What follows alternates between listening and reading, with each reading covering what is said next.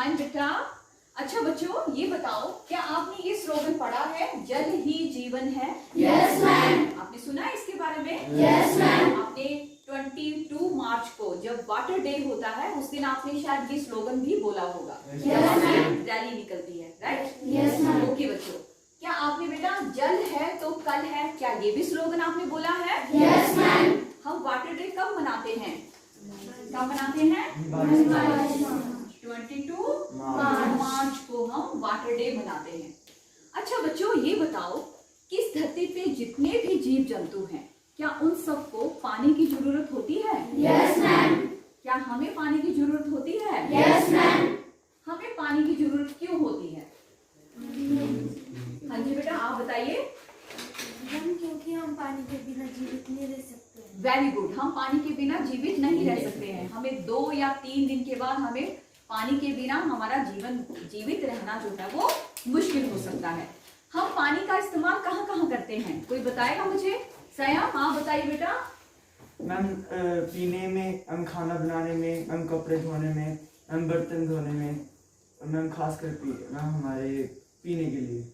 Very good, हम पानी का इस्तेमाल कहाँ कहाँ पे करते हैं? सबसे पहले इम्पोर्टेंट क्या है? पीने में, खाना बनाने में, कपड़े धोने में, नहाने में, और बहुत सारे से काम है जहाँ पे हम पानी का इस्तेमाल करते हैं। अब तक आपको ये समझ में आ गया होगा कि हमारे लिए पानी कितना इम्पोर्टेंट है।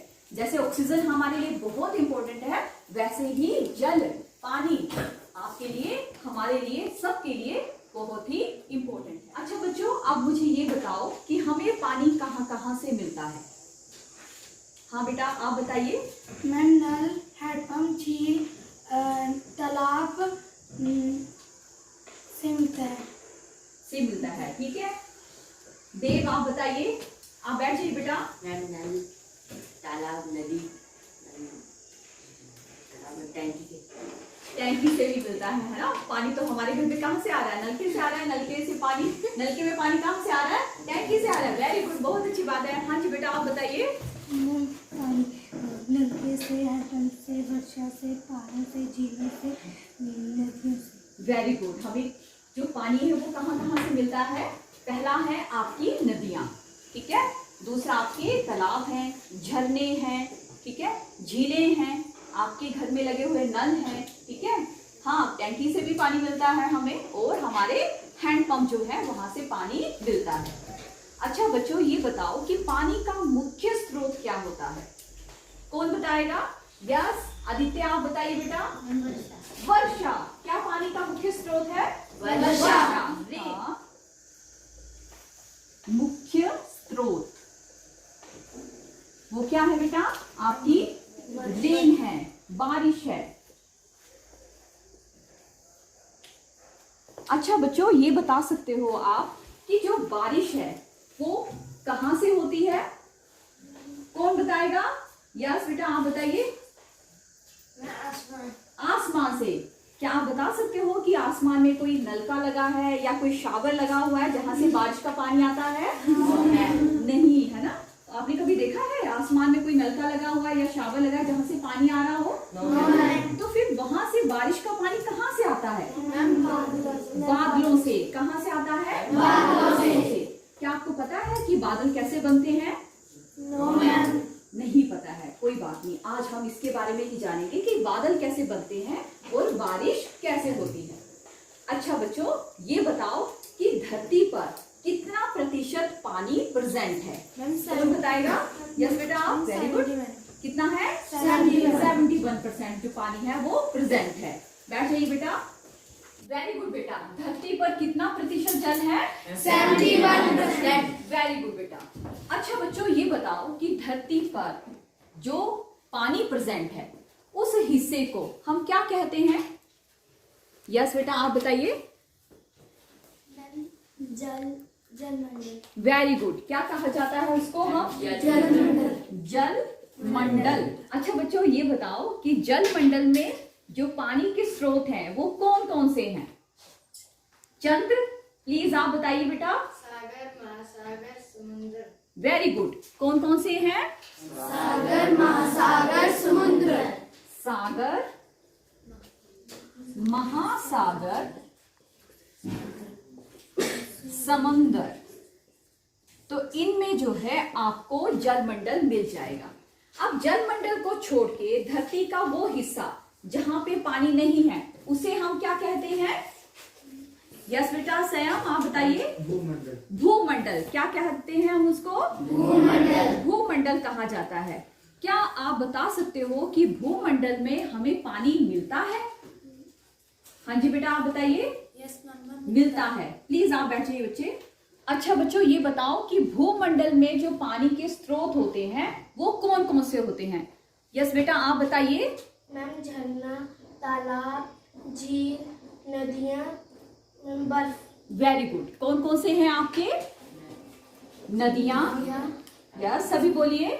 नदियां, झीलें, तालाब, बर्फ और झरने।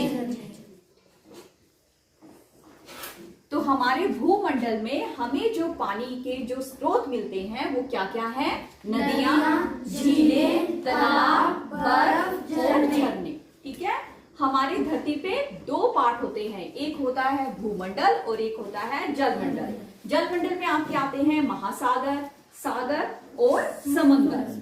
और भूमंडल में हमें जो पानी के स्रोत मिलते हैं वो है नदियां, झीलें, तालाब, बर्फ और झरने। अच्छा बच्चों अब ये बताओ कि महासागरों और सागरों का पानी का जो स्वाद होता है वो कैसा होता है? यस बेटा सभी ने हाथ खड़े किए हैं, सभी बता सकते हैं कैसा पानी होता है? नमकीन। नमकीन खारा पानी होता है। कैसा होता है? खारा होता है या फिर हम बोल सकते हैं नमकीन होता है। क्या बच्चों हम ये खारा और नमकीन पानी पी सकते हैं? हमें या जो जितने भी जीव जंतु हैं उनको पानी जो है पीने के लिए चाहिए तो वो पानी कैसा होना चाहिए? साफ पानी होना चाहिए, अच्छा पानी होना चाहिए। अब ये जो महासागरों और सागरों का पानी है उनका स्वाद कैसा है? खारा। ठीक है। और हमें पानी कैसा चाहिए होता है? साफ पानी चाहिए होता है। साफ या फिर मीठा पानी। पानी का स्वाद कैसा होता है? मीठा होता है या फिर कोई स्वाद नहीं होता है? कोई स्वाद नहीं होता है पानी का, लेकिन हम फिर भी उसको हम मीठा बोलते हैं। या फिर साफ पानी जो होता है आपका वो हम पी सकते हैं, या फिर जो अच्छा पानी होगा हम सिर्फ वही पानी पी सकते हैं। जितने भी जीव जंतु इस धरती पर हैं या जितने भी ह्यूमंस बीइंग्स हैं उन सबको मीठा पानी, साफ पानी या अच्छा पानी ही पीना चाहिए और हम पी भी वही सकते हैं। हमें अगर कोई गंदा पानी दे देगा तो क्या हम पानी पी सकते हैं? जो ये बताओ कि हमें साफ पानी कहाँ कहाँ से मिल सकता है? कौन बताएगा? यस बेटा आप बताइए। नदियों से। नदियों से। कहाँ से मिल सकता है? नदियों से। और तालाबों से। तालाबों से और झीलों से। और बेटा हैंडपंप से मिल सकता है। मैम झरनों से। झरनों से मिल सकता है और नल से। नल से मिल सकता है और आरओ से भी मिल सकता है ना? घर में सबके घर में क्या लगे हैं? फिल्टर लगे हुए हैं, वहां से भी आपको साफ पानी मिल सकता है। और एक जगह और होती है कुआं। Very good. और पहाड़ों से। और कहां से मिल रहा है हमें? पहाड़ों से भी मिल रहा है। हमारे पहाड़ों पे क्या होती है जमी हुई? बर्फ जमी होती है। उसी बर्फ की वजह से पूरा साल भर हमारी नदियों में जो है पानी रहता है। तो हमें जो साफ पानी है वो कहाँ कहाँ से मिल सकता है? नदियों से, झीलों से, झरनों से, तालाबों से, नल से, कुओं से, पर्वतों से। यानी पर्वतों पे बर्फ जमी होती है और साथ में हैंडपंप से जो है हमें साफ पानी मिल सकता है। अच्छा बच्चों ये बताओ कि जो हमारे पास जल है उसकी कौन कौन सी अवस्थाएं होती हैं? कौन कौन सी अवस्थाएं होती हैं? मैं यहाँ पे प्रश्न लिखती हूँ, उतनी देर आप सोचिए कि जल की कौन कौन सी अवस्थाएं होती हैं। जल की अवस्थाएं कौन कौन सी होती हैं? नहीं पता है तो मैं आपको बताती हूँ बेटा कि जल की 3 अवस्थाएं होती हैं। कितनी होती हैं? 3 अवस्थाएं होती हैं। पहला होता है ठोस, दूसरा होता है द्रव्य। Very good. और तीसरा होता है यस ठीक है, ये जो है अवस्थाएं हैं। अब जल की अवस्थाएं क्या क्या है, इसमें आएगी आपके पास बर्फ, यहाँ पे आएगा सिंपल जल या फिर पानी, और तीसरे में आएंगे आपके पास वाष्प। तो ये जो तीन है ये जल की अवस्थाएं हैं। ठोस रूप में आपको मिलती है बर्फ, द्रव्य रूप में आपको मिलता है जल या पानी, ठीक है, और गैस रूप में आपके पास होते हैं जल वाष्प। यहां तक बच्चों आपको समझ में आ गया? Yes ma'am. अच्छा बच्चों, ये बताओ कि हमने बहुत सारे क्वेश्चंस यहाँ पे किए, ठीक है, हमें ये भी पता चला कि बारिश होती है, बादलों से होती है, लेकिन कैसे होती है इसका अभी भी आपके पास आंसर नहीं है। तो आज हम इस आंसर को खोजेंगे, और उस आंसर को खोजने के लिए हम करेंगे जल चक्र। तो आज का जो हमारा टॉपिक है वो है जल चक्र।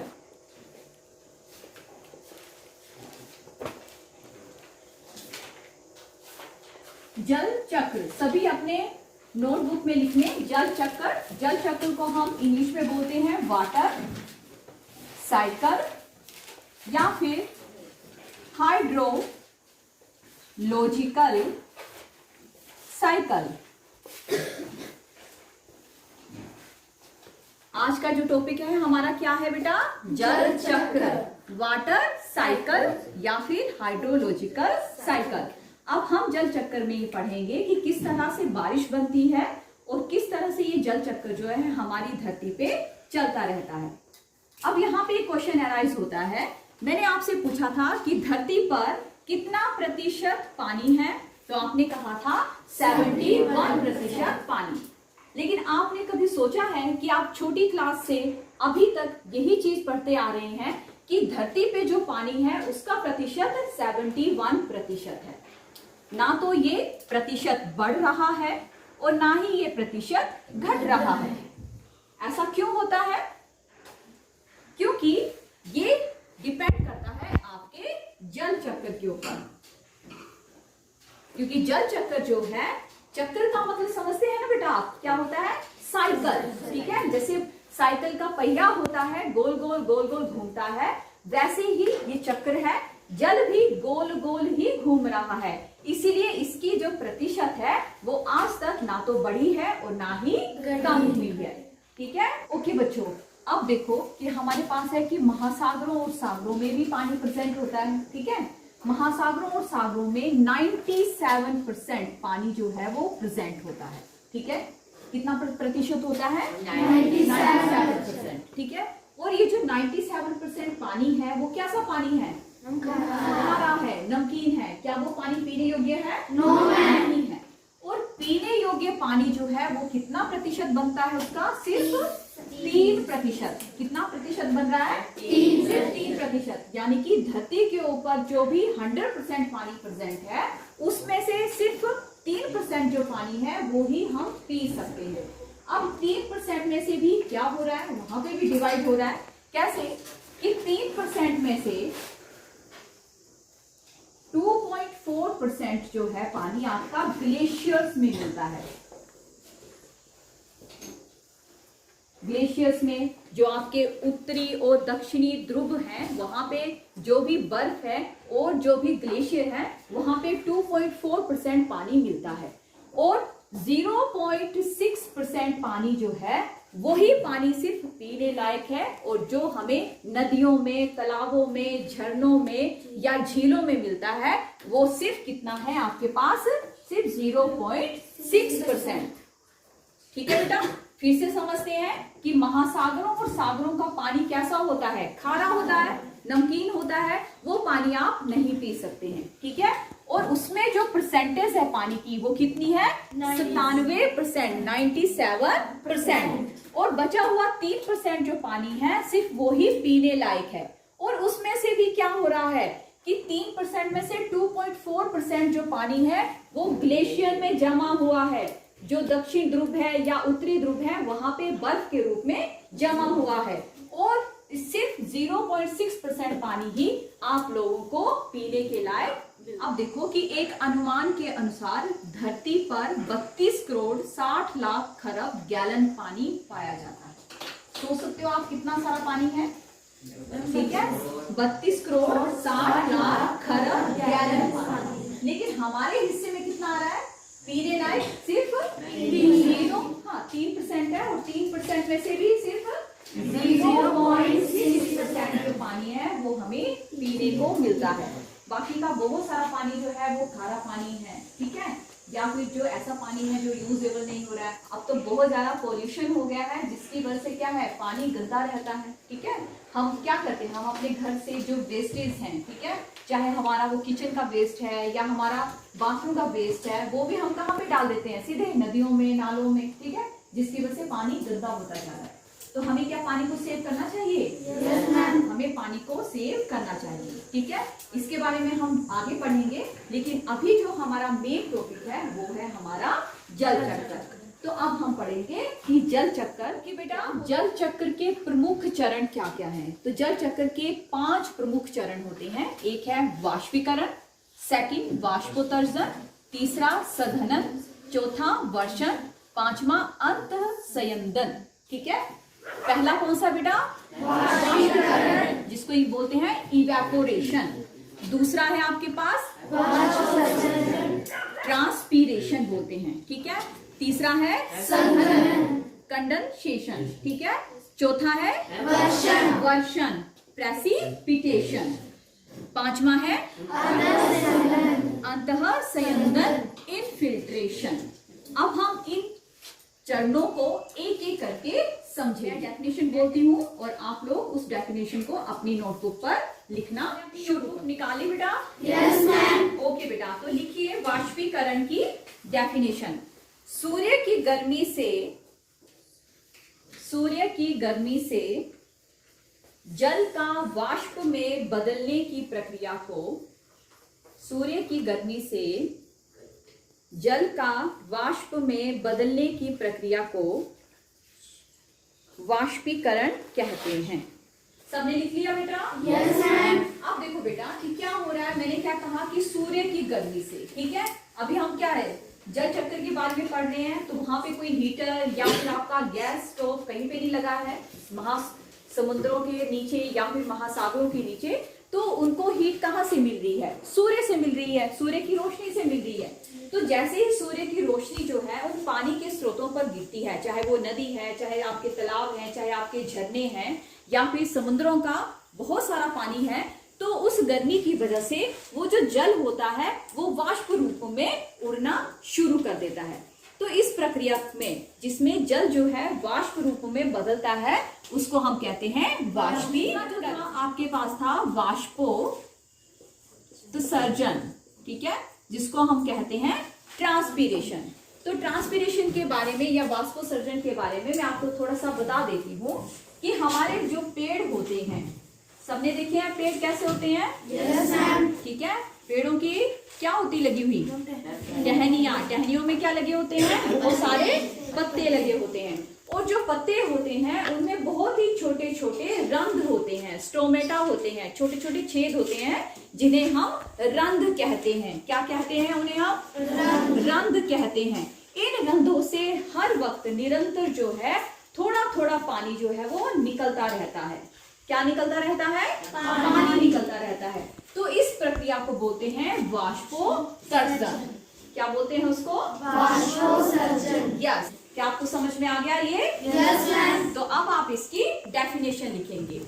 जल वाष्प के रूपों में पौधों की पत्तियों पर मौजूद सूक्ष्म छिद्रों, रंध्रों से वायुमंडल में स्थानांतर होता रहता है। इस प्रक्रिया को वाष्पोत्सर्जन कहते हैं। क्या सबने ये डेफिनेशन लिख ली है? Yes ma'am. Very good. अब हमारे पास आता है तीसरा पॉइंट, और तीसरा पॉइंट था सघनन। अच्छा बच्चों, ये बताओ कि जो भी गर्म हवाएं होती हैं, ठीक है, वो हमेशा कहाँ की तरफ उठती हैं? ऊपर की तरफ। कहाँ की तरफ उठती है? ऊपर, आसमान की तरफ जाती हैं, ठीक है।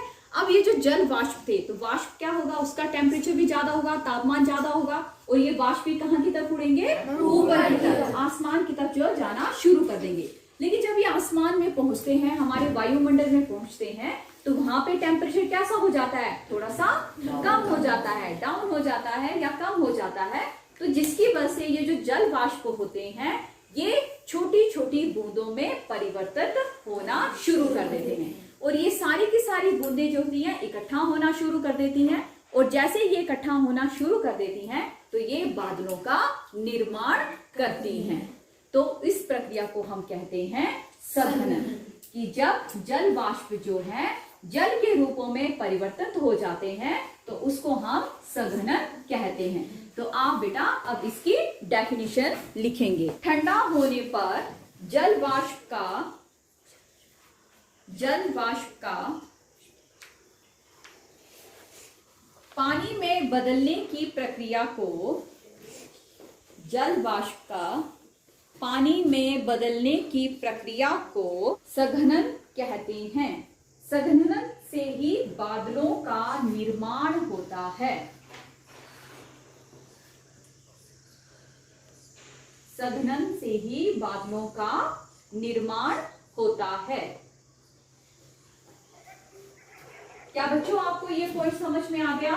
क्या आपने लिख लिया सबने? Yes ma'am. किसी को दोबारा बोलने की जरूरत तो नहीं पड़ेगी? No ma'am. ओके बेटा। अब जो फोर्थ आपके पास चरण था या चौथा जो चरण था वो था वर्षण। क्या था? वर्षण। वर्षण। इसको इंग्लिश में बोलते हैं प्रेसिपिटेशन। सघन हुए बादल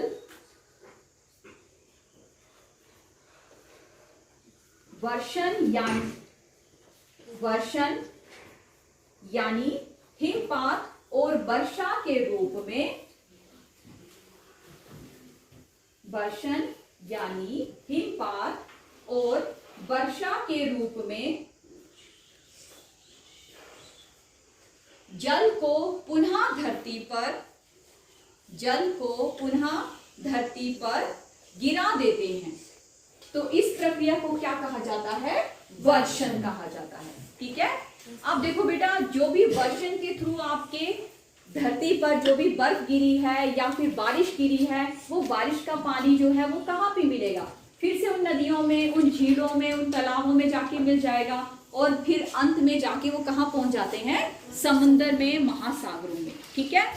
अब आपका जो फिफ्थ पॉइंट था वो था अंतः संयंदन। ठीक है, जिसको बोलते हैं इनफिल्ट्रेशन।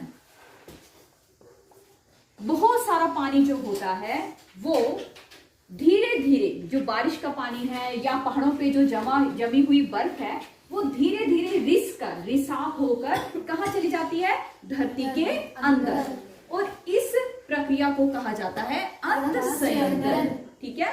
क्या हो रहा है कि जो पहाड़ों पे बर्फ जमी हुई है, ठीक है, जो पहाड़ों पे वर्षण के कारण हिमपात हो रहा है या फिर जो बारिश हो रही है, जो नदियों में जा रहा है पानी या झरनों में आ रहा है या झीलों में या तालाबों में इकट्ठा हो रहा है, वो धीरे धीरे रिसता रहता है। ठीक है। वो धीरे धीरे कहाँ जा रहा है? धरती के अंदर, उसका रिसाव होता रहता है। इस प्रक्रिया को हम कहते हैं अंतःसंयंदन। जिसके कारण क्या होता है कि हमारे पास जो अंडरग्राउंड वाटर होता है, ठीक है, जो हमारा भूजल है, जो धरती के नीचे जो पाया जाने वाला जो पानी है, उसका रिफिल हो जाता है, वो फिर से उसकी आपूर्ति हो जाती है। क्योंकि हमने क्या किया? हैंडपंप खोद के रखे हैं। जब हम हैंडपंप को चलाते हैं तो पानी कहाँ से निकल रहा है? धरती से निकल रहा है। तो धरती में पानी अगर हम निकालते ही रहेंगे और उसमें पानी नहीं जाएगा तो पानी तो खत्म हो जाएगा। लेकिन अंतःसंयंदन वो प्रक्रिया है जिसमें जो भी बारिश का पानी है या बर्फ से या फिर आपके तालाबों, झीलों और नदियों से जो भी पानी रिसता है, वो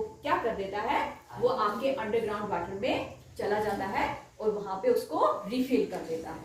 तो बच्चों, ये 5 स्टेप जो है वो जल चक्र के प्रमुख चरण हैं और इन्हीं चरणों के बेस पर हमारा जल चक्र जो है वो चलता है। अब आइए हम इसके बारे में थोड़ा सा डायग्राम के बेस पर समझते हैं। बना लिया बेटा आपने सबने ये डायग्राम? Yes ma'am. ओके बेटा, तो ये जो है जल चक्र का चित्र है। ठीक है। पहले हम चित्र को अच्छे से समझेंगे, उसके बाद फिर हम मॉडल में देखेंगे कि किस तरह से यही चीज जो है मॉडल में भी समझाई जाएगी। ठीक है। अब देखो बेटा, सबसे बड़ा जो रोल है जल चक्र में वो होता है सूर्य का। ठीक है। सूर्य के पास क्या है, उसकी अपनी हीट है, ठीक है, उसकी अपनी गर्मी है। अब उसकी गर्मी के कारण क्या हो रहा है कि जो भी समुद्र का पानी है या झीलों का पानी है या नदियों का पानी है, ठीक है, या फिर पर्वतों पे जमी हुई जो बर्फ है, वो धीरे धीरे उसका वाष्पीकरण होता रहता है, ठीक है। अब जब ये वाष्पीकरण हो गया तो क्या हुआ कि जो भी जल वाष्प थे वो ऊपर की तरफ हमारे एटमॉस्फेयर की तरफ बढ़ गए, ठीक है। जब हमारे एटमॉस्फेयर में जो हमारा वायुमंडल है वहां पे ये वाष्प पहुंचते हैं तो इनका टेम्परेचर डाउन हो जाता है, इनका टेम्परेचर कम हो जाता है। कम होने के कारण छोटे छोटे जो ये बूंदें होती हैं पानी की, ये इकट्ठा होना शुरू कर देते हैं और शुरू करते करते करते इतने ज्यादा संघनन हो जाते हैं कि ये बादलों का निर्माण करते हैं। जैसे ही ये और ज्यादा टेम्परेचर कम होने लगता है इनका, तो इनमें वर्षण जो क्रिया है वो होना शुरू हो जाती है। वर्षण में क्या हो रहा है, या तो हिमपात हो रहा है या फिर बारिश हो रही है। फिर से यही पानी जो है हिमपात के रूप में और बारिश की बूंदों के रूप में हमारी धरती पे वापस आना शुरू कर देता है और ये पानी हमारा फिर से नदियों में, झीलों में, तालाबों में आ जाता है और नदियों से होता हुआ फिर से वापस कहाँ पहुंच जाता है, समुद्र में। बहुत सारा पानी ऐसा होता है जो धीरे धीरे रिसता रहता है, अंतः संयंत्र वहां पे होता रहता है, इनफिल्ट्रेशन होती रहती है और ये पानी जो है कहाँ चला जाता है, हमारे जल भर देते हैं, ठीक है। जो भी हमारी भूमि के नीचे अंडरग्राउंड जो वाटर है उसमें ये पानी रिसता रहता है और उसको रिफिल कर देता है। तो बच्चों, हमारे जल चक्र में 5 ही स्टेप होते हैं। पहला है वाष्पीकरण, जब क्या हो रहा है, सूर्य की गर्मी से समुद्र का, नदियों का, तालाबों का, झीलों का पानी जो है वो वाष्प बन के उड़ता है। उसके बाद टेम्परेचर डाउन होने की वजह से ये संघनन हो जाता है। फिर वर्षण होता है जिसमें हिमपात और बारिश होती है और धीरे धीरे पानी जो है वो रिसता भी रहता है और बहुत सारा पानी जो है वो रन ऑफ हो जाता है। रन ऑफ का मतलब है जो भी बारिश में पानी आया नदियों में गया और नदियों से होता हुआ वापस समुद्र में पहुंच गया। लेकिन जो धीरे धीरे रिस रहा था वो अंत संयंत्र प्रक्रिया से हमारे जो भी धरती के नीचे जल भर है उनको रिफिल कर देता है। तो ये है आपका जल चक्र। ओके बेटा, अब आपने जल चक्र को चित्र की सहायता से समझ लिया है, समझ में आ गया बेटा सबको? Yes ma'am. अब हम देखेंगे कि इसका जो मॉडल है, ठीक है, यहाँ पे बस सेम जैसा चित्र बना हुआ है वैसा ही यहाँ पे मॉडल भी बनाया गया है। अब हम इस मॉडल के तहत जल चक्र को समझेंगे। ओके बेटा, तो ये है जल चक्र का मॉडल, ठीक है। मैंने आपको पहले भी बताया कि जल चक्र में सबसे इंपॉर्टेंट जो चीज है वो क्या है, हमारा सूर्य है। क्या है? सूर्य है, क्योंकि सूर्य की हीट की वजह से ही ये सारा प्रोसेस जो है वो चलना शुरू करता है। अब सूर्य की हीट जो है वो जो उसकी गर्मी है वो क्या कर रही है कि समुद्र का जो भी पानी है या फिर जो भी आपकी झीलें हैं या पहाड़ों पे जमी हुई जो आपकी बर्फ है या जो आपकी नदियां हैं उसके पानी को ये इवेपोरेट करती है, उसका वाष्पीकरण करती है। और वाष्पीकरण करने की वजह से क्या होता है कि पानी जो है वाष्प रूप में, ठीक है, कहाँ को जा रहा है, हमारे वायुमंडल में जा रहा है, हमारे एटमॉस्फेयर में जा रहा है। जब ये एटमॉस्फेयर में पहुंच जाता है तो वहां पे ये छोटी छोटी जो जल वाष्प होते हैं वो इकट्ठा होना शुरू कर देते हैं और इकट्ठा होते होते होते ये बना देते हैं बादल। क्यों? क्योंकि यहाँ पे जो वायुमंडल का जो तापमान है वो कम होता जाता है। जब धीरे धीरे इनकी जो ये प्रक्रिया होती है उस प्रक्रिया को हम क्या कहते हैं, सघनन, ठीक है। सघनन होते होते ये जो बादल हैं बहुत ज्यादा सघनन हो जाते हैं और उसके बाद वर्षण के तहत, प्रेसिपिटेशन के तहत धरती पर हिमपात के रूप में या फिर बारिश के रूप में गिरना शुरू कर देते हैं। बहुत सारा पानी ऐसा होता है जो रन ऑफ हो जाता है, ठीक है, बाहर निकल जाता है, नदियों से होता हुआ चला जाता है सीधे समुद्रों में, या फिर कुछ पानी जो है वो झीलों में इकट्ठा हो जाता है, कुछ तालाबों में इकट्ठा हो जाता है। रन ऑफ पानी होता है वो सीधे जा रहा है सीधे हमारे डायरेक्ट समुद्रों में। लेकिन कुछ एक पानी जो होता है वो हमारे पहाड़ों में जो जमी हुई बर्फ है उससे रिसता रहता है। कुछ एक पानी जो है हमारी जो झीलें हैं, जो तालाब हैं, जो नदियां हैं उनमें से रिसता रहता है और धीरे धीरे धीरे धीरे हमारी जमीन के नीचे चला जाता है और अंडर वाटर जो है वो वहां पे बना देता है, जिसे हम कहते हैं जल भर, ठीक है। आपको पता है कि हमने बहुत सारे हैंडपंप लगा के रखे हैं। अगर हम हैंडपंप से वैसे ही पानी निकालते रहे तो शायद हमारी धरती के नीचे जो भी पानी होगा वो खत्म हो जाएगा। लेकिन ये रिफिल हो जाता है, किसके कारण? अंत संयंत्र प्रक्रिया के द्वारा। तो बच्चों ये था जल चक्र, और ये जो चक्र है वो कंटिन्यूसली निरंतर ऐसा ही चलता रहता है। पहले बाष्पीकरण होगा, फिर सघनन होगा, फिर वर्षण होगा, उसके बाद आपका अंत संयंत्र होगा, और इसी तरह से ये प्रक्रिया बार बार चलती रहती है। तो इसको हम कहते हैं जल चक्र। क्या आपको ये टॉपिक समझ में आया? Yes, ma'am. तो मैं क्या आपसे कुछ एक क्वेश्चन पूछ सकती हूँ आप? Yes, ma'am. क्या आप सभी पार्टिसिपेट करेंगे इसमें? Yes, ma'am. तो बच्चों ये बताओ कि हमारी धरती पर कितना प्रतिशत जल प्रेजेंट है? यस बेटा आप बताइए। 71%। कितना है? 71%. Very good. हमारी धरती पर जो 100% वाटर है उसमें से कितना प्रतिशत महासागरों सागरों में पाया जाता है? यस स्वयं बेटा आप बताइए। 97%। 97%। क्या वो 97% जो पानी है क्या वो पीने लायक है? No, ma'am. वो पानी कैसा है बेटा? खारा है, नमकीन है, वो पानी हमारे पीने लायक नहीं है। तो कितना प्रतिशत पानी है जो हम पी सकते हैं? कौन बताएगा? देव। 3% पानी है। क्या हम 3% के 3% पानी पी जाते हैं? No, ma'am. नहीं। उसमें से कितना % पानी है जो सिर्फ पीने लायक है? यस बेटा आप बताइए। 0.6% है। और जो बाकी बचा हुआ पानी है वो कहाँ पे है? कौन बताएगा? 0.6% पानी जो पीने लायक है, लेकिन जो बाकी बचा हुआ पानी है वो कहाँ पे है? कौन बताएगा? नेहा आप बताएंगे। 2.4% जो है वो आपका ग्लेशियर्स में मिलता है, या फिर दक्षिण या फिर ध्रुवों पे बर्फ के रूप में वो पानी मिलता है। Please sit down. अब किसी एक अनुमान के अनुसार हमारी धरती पर कितना पानी प्रेजेंट है? कौन बताएगा?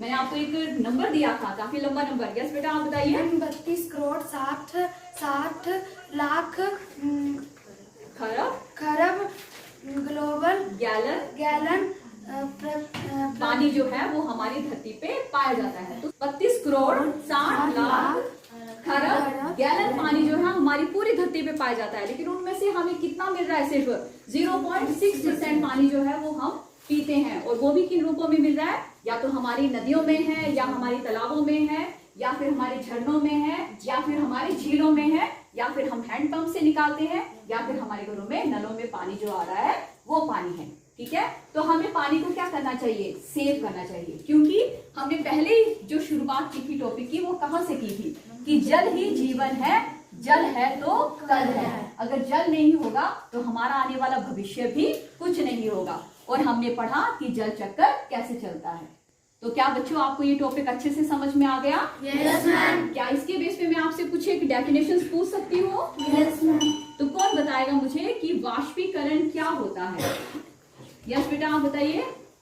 सूर्य की गर्मी से जल का वाष्प में बदलने की प्रक्रिया को वाष्पीकरण कहते हैं। यस, सूर्य की किरणों से या उसकी गर्मी से या फिर किसी भी गर्मी से। ठीक है, अब मैंने आपको पहले भी बताया था कि जो महासागर है उनके नीचे हमने कोई स्टोव नहीं रखा हुआ है। ठीक है, कहीं देखा किसी ने स्टोव? नहीं देखा। ठीक है, तो वो पानी जो वाष्पीकरण कैसे हो रहा है उसका? सूर्य की किरणों से। ठीक है, तो अभी हम जल चक्र में यही पढ़ेंगे कि सूर्य की किरणों से जो उसकी हीट से जो भी पानी है वो वाष्प में बदल रहा है, तो उसको हम कहते हैं वाष्पीकरण। कौन मुझे बताएगा कि सघनन क्या होता है? यस बेटा आप बताइए। ठंडा होने पर जल वाष्प के रूप में बदल जाने को सघनन कहते हैं। ठंडा होने पर जल वाष्प का जल में बदल जाने को हम क्या कहते हैं? सघनन कहते हैं। Very good, very good. बहुत अच्छी बात है बच्चा कि आप लोगों को ये जो टॉपिक है वो अच्छे से समझ में आ गया। तो बच्चे आज का टॉपिक हम यहीं पे खत्म करते हैं। Thank you all of you.